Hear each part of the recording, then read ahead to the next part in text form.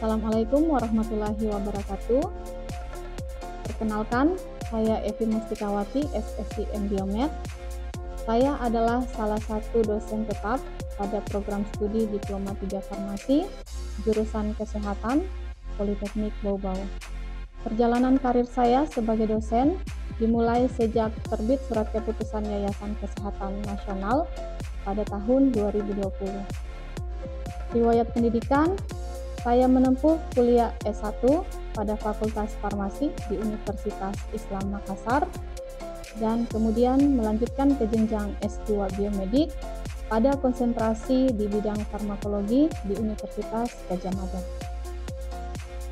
Pada kesempatan ini, izinkan saya memaparkan pernyataan diri dosen dalam Unjuk Kerja Tridharma Perguruan Tinggi atau yang disingkat PDD UKTPT dengan tujuan untuk memenuhi persyaratan sertifikasi dosen tahun 2023 pada bidang pengajaran. Pada program studi Diploma 3 Farmasi, saya mengampuh beberapa mata kuliah, namun kali ini saya paparkan mata kuliah terkait farmakologi 1. Berikut identitas mata kuliah farmakologi 1. Identitas mata kuliah, nama mata kuliah farmakologi 1, kode mata kuliah PBC B15203. Mata kuliah ini memiliki 3 SKS, 1 SKS teori, dan 2 SKS praktek laboratorium. Mata kuliah ini pada semester 3, sifat mata kuliah wajib, program studi D3 Farmasi, dosen pengampuh berupa tim teaching, yaitu 2 dosen pengajar. Deskripsi mata kuliah ini mempelajari tentang farmakologi dan berbagai jenis terapeutik dengan penekanan pada farmakodinamik, farmakokinetik, penggolongan obat sesuai dengan indikasi berdasarkan penyakitnya, meliputi obat-obat pernapasan, analgesik, antiinflamasi, obat-obat sistem saraf, antihipertensi, obat diuretik, hipnotik sedatif, antimikroba, antigot, serta obat-obat kardiovaskular. Bahan kajian atau materi pembelajaran pada mata kuliah farmakologi 1 yang pertama adalah obat sistem saraf pusat golongan analgesik antiinflamasi, yang kedua antihistamin, ketiga obat sistem saraf pusat golongan hipnotik sedatif, yang keempat obat saluran napas, kelima obat antihipertensi, keenam obat kardiovaskular, ketujuh obat diuretik, kedelapan antimikroba, kesembilan antidiabetik, ke-10 obat GIT atau gastrointestinal, ke-11 antiemetik, H2 blocker, pompa proton inhibitor, yang ke-11 antihiperlipidemia, dan yang terakhir adalah antigot. Pada mata kuliah farmakologi 1, kemampuan akhir yang diharapkan yaitu mahasiswa diharapkan mampu memahami obat sistem saraf pusat golongan analgetik antiinflamasi, mahasiswa diharapkan mampu memahami antihistamin, mahasiswa diharapkan mampu memahami obat sistem saraf pusat hipnotik sedatif, mahasiswa diharapkan mampu memahami obat saluran napas, mahasiswa diharapkan mampu memahami tentang antihipertensi, mahasiswa diharapkan mampu memahami tentang obat kardiovaskular, mahasiswa diharapkan mampu memahami tentang obat diuretik, mahasiswa diharapkan mampu memahami tentang antimikroba, mahasiswa diharapkan mampu memahami tentang antidiabetik, mahasiswa diharapkan mampu memahami obat gastrointestinal antiemetik, mahasiswa diharapkan mampu memahami obat gastrointestinal H2 blocker PPI, mahasiswa diharapkan mampu memahami antihiperlipidemia, dan yang terakhir mahasiswa diharapkan mampu memahami antigot. Berikut metode pembelajaran yang saya gunakan pada mata kuliah farmakologi 1. Yang pertama adalah ceramah, yang kedua diskusi, kemudian ketiga ada pemberian tugas, yang terakhir adalah pemberian praktikum. Sistem pembelajaran mata kuliah farmakologi 1 yaitu team teaching, jumlah pertemuan 14 kali, ujian tengah semester pada pertemuan ke-8, dan ujian akhir semester pada pertemuan ke-16.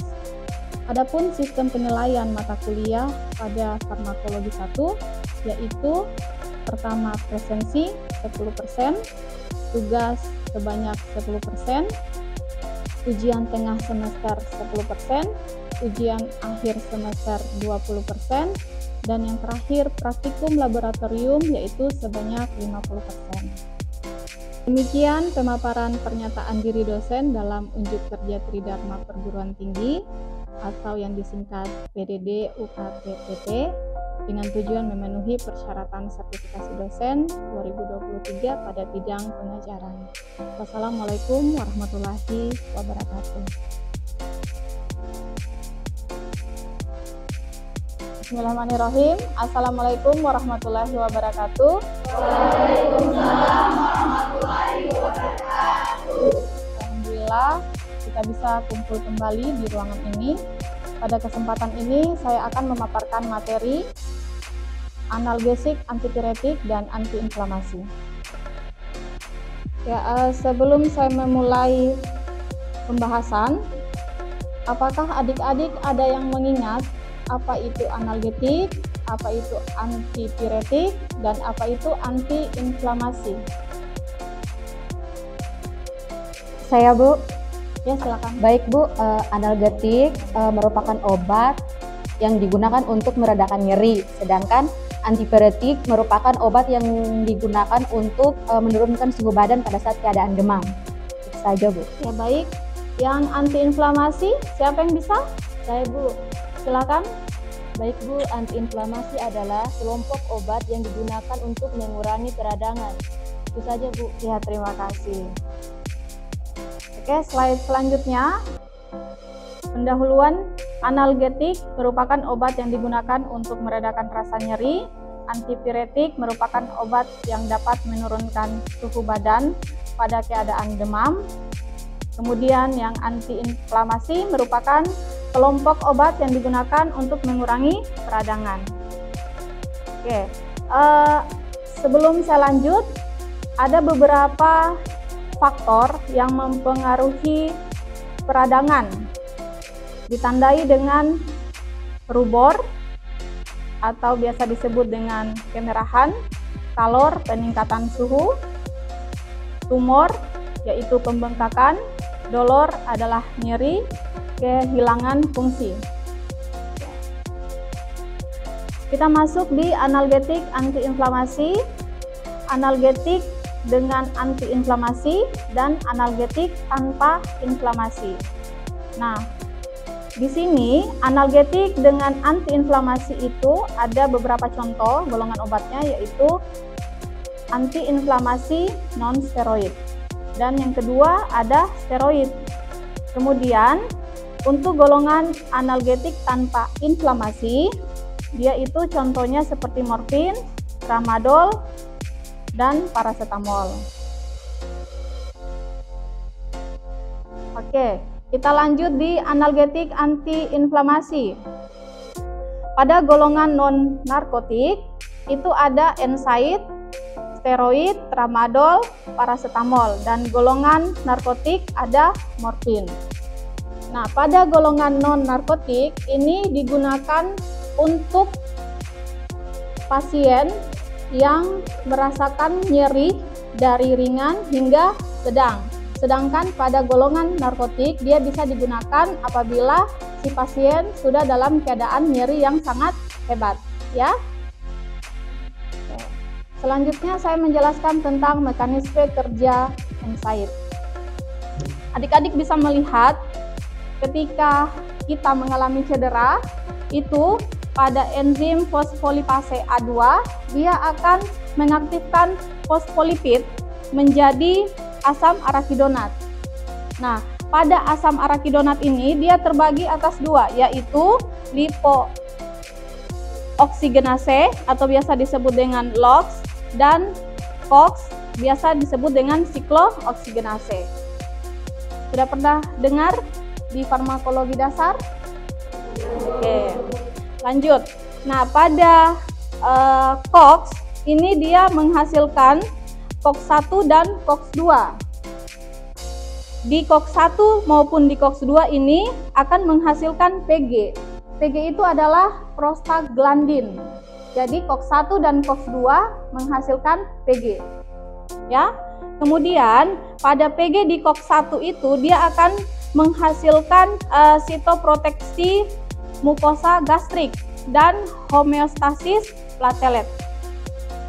Sedangkan di COX-2 itu PG-nya dia akan menghasilkan respon inflamasi. Nah, di sini mekanisme kerja NSAID itu dia bertugas di COX. Jadi dia menghambat pada bagian COX sehingga terhambat, maka terjadinya antara COX-1 dan COX-2 itu terputus. Bisa dipahami? Oke, jadi di sini adalah mekanisme kerja NSAID. Oke, tadi itu adalah pemaparan terkait mekanisme kerja NSAID ya. Selanjutnya ini ada penjelasan tentang apa itu COX-1, apa itu COX-2. Nah, sebelumnya tadi itu kan ada penjelasan terkait COX itu menghasilkan COX-1 dan COX-2, di mana COX-1 itu dan COX-2 sama-sama menghasilkan PG atau prostaglandin. Nah, pada prostaglandin pada COX-1 itu dia berfungsi sebagai sitoproteksi pada mukosa gastrik ya, dan sebagai homeostasis platelet. Sedangkan pada prostaglandin yang dihasilkan di COX-2 itu dia berfungsi sebagai respon inflamasi. Nah, pada COX-1 atau COX-2 ini itu perbedaannya adalah COX-1 bersifat konstitusi ya. Dimana sifat konstitutif ini dia berarti membangun atau melindungi. Nah, dalam artian dia melindungi dari keutuhan mukosa gastrointestinal ya. Jadi COX-1 ini dia menghasilkan prostaglandin yang bertanggung jawab terhadap keutuhan mukosa gastrointestinal dan tromboksan yang memperantarai agregasi platelet. Kemudian pada penghambatan COX-1 itu dia menyebabkan kerusakan GI ya. Olehnya itu apabila seseorang yang sedang mengalami nyeri dan dia memiliki riwayat pada lambung, maka dia lebih baik mengkonsumsi obat di COX-2 ya. Oke, selanjutnya yang pada COX-2 itu diinduksi oleh adanya asam arakidonat dan beberapa sitokin. Nah, dihambat oleh keberadaan glukokortikol. Kemudian pada COX-2 ini dia menghasilkan prostaglandin yang bertanggung jawab pada peristiwa inflamasi. Jadi penghambatan pada COX-2 itu dia dapat menghambat atau mencegah terjadinya nyeri. Oke, sudah dipahami ya? Oke, kita lanjut. Ada penggolongan NSAID berdasarkan struktur kimia dan berdasarkan penghambatan enzim COX. Nah, ini NSAID berdasarkan struktur kimia itu ada dua, asam karboksilat dan asam enolat. Pada asam asetat itu ada dua ya, ada derivat asam fenilasetat, kemudian ada derivat asam asetat. Bisa dilihat sendiri contoh-contoh obatnya. Kemudian pada asam salisilat itu ada aspirin ya yang biasa digunakan. Kemudian ada asam propionat, biasa digunakan di penggunaan klinis baik di puskesmas ataupun di rumah sakit, obat ibuprofen ya contohnya. Kemudian yang asam fenamat itu contohnya adalah asam mefenamat. Kemudian pada asam enolat itu ada derivat pirazolon dan derivat oksikam. Oke. Ini berdasarkan penghambatan enzim COX. Jadi, penghambatan COX non-selektif itu artinya penghambatan pada COX-1 dia lebih besar dibandingkan dengan COX-2. Misalkan contohnya itu adalah aspirin asam mefenamat ya. Kemudian penghambatan COX-2 misalnya pada meloxicam ya atau natrium dan natrium diklofenat. Kemudian pada penghambatan Cg di SSP itu contohnya paracetamol tidak memiliki efek antiinflamasi ya. Paracetamol kita ketahui dia lebih ke efek antipiretik ya. Oke, selanjutnya kegunaan klinis. Jadi ini ada beberapa contoh dari analgesik. Yang pertama itu ada akut antiinflamasi. Yang kedua ada antiinflamasi ringan ke sedang, dan yang ketiga itu yang bukan antiinflamasi ya. Ya, contoh yang pertama yaitu pada antiinflamasi akut itu contohnya golongan salisilat.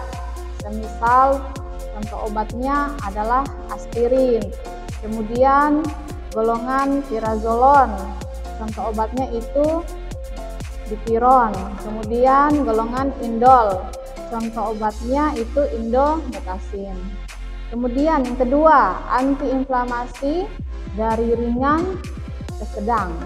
Itu contoh obatnya propionik acid, contohnya itu ibuprofen. Terus yang kedua ada antranisil acid, contohnya itu mefenamid acid.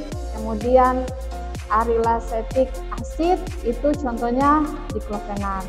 Yang terakhir yang tanpa antiinflamasi itu seperti anilin atau paracetamol ya.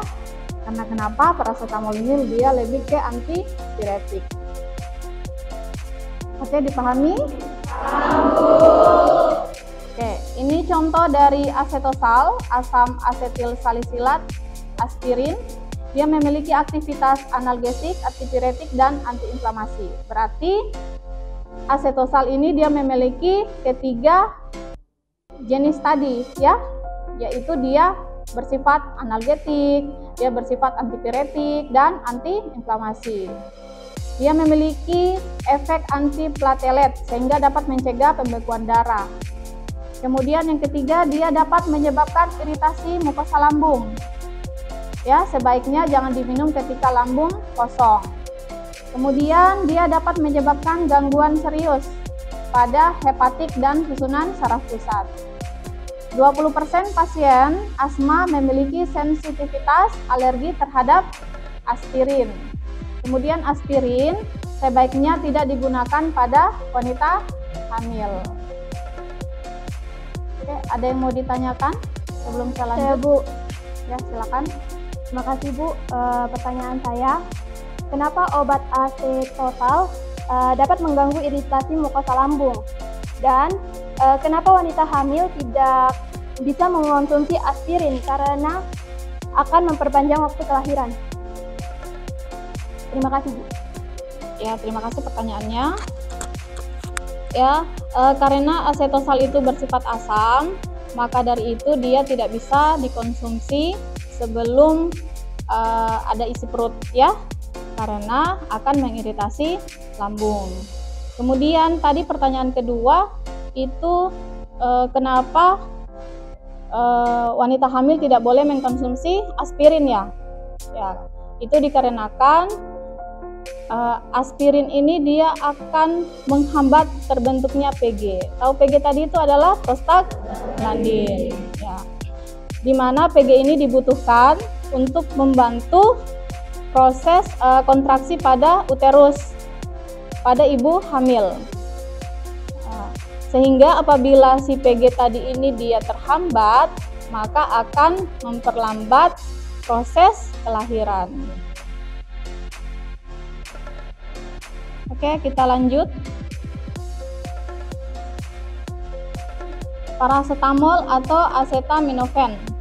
Ya, dia ini memiliki khasiat analgetik dan antipiretik yang baik.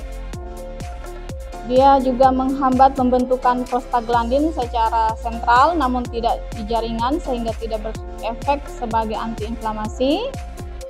Efek samping ringan dan jarang ditemukan efek sampingnya yang parah ya kalau paracetamol.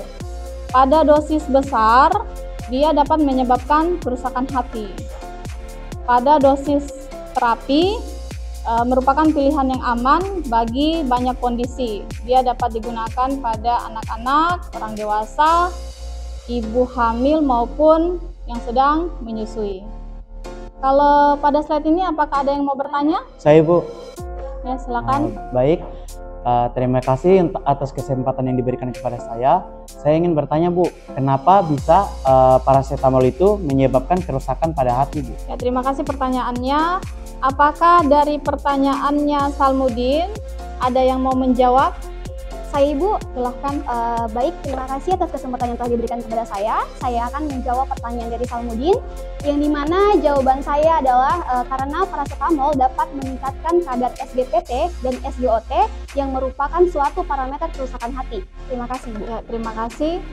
Bagaimana dengan Salmudin ya? Itu tadi jawaban dari temannya yang kurang lebih sudah benar.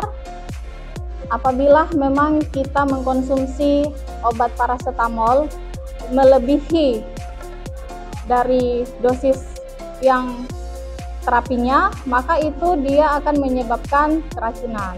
Nah, namun sekarang ini kan sudah ada antidotum untuk paracetamol yang biasa disebut dengan asetilsistein. Oke, saya lanjutkan ke mekanisme steroid. Bisa dilihat. Jadi mekanismenya itu kurang lebih tampilannya saya buat sama dengan mekanisme kerja NSAID. Namun di sini obat steroid itu dia menghambat dari asam arakidonat. Jadi sehingga LOX dan COX tidak dapat terjadi. Bisa dipahami? Ini mekanisme steroid. Ya. Karena obat steroid tadi sudah menghambat dari fosfolipase A2. Jadi, baik itu LOX, baik itu COX, semuanya tidak terjadi.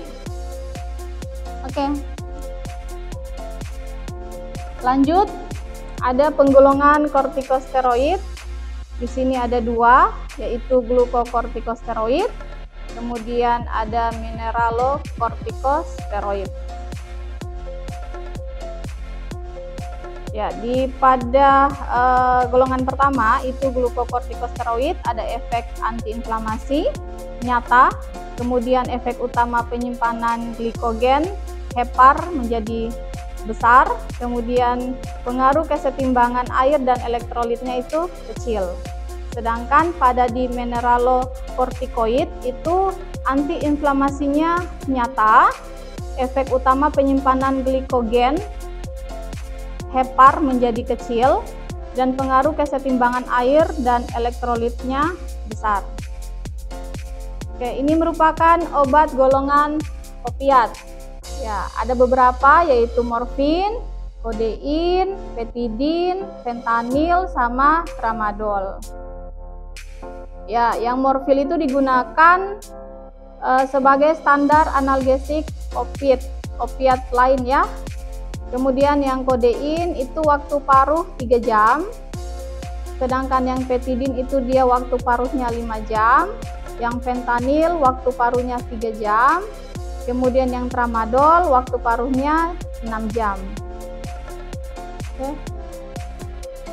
Saya lanjut di efek samping utama pada golongan opiat. Oke. Di sini itu ada efek dan manifestasi.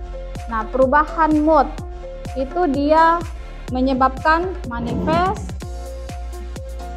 disforia, dan euforia. Sedangkan kesadaran dia menyebabkan lemah, mengantuk ya. Kemudian yang stimulasi CTZ itu dia menyebabkan mual dan muntah. Oke, sebelum saya lanjut, itu yang disforia sama euforia ada yang tahu enggak? Saya Bu, euforia itu adalah keadaan di mana kita tidak merasa nyaman dan tidak bahagia. Sedangkan kalau euforia itu adalah keadaan di mana kita merasa senang dan bahagia. Baik, terima kasih Bu, bisa dari saya. Ya, terima kasih jawabannya benar ya. Oke, saya lanjut ke slide berikutnya. Ini sudah kesimpulan.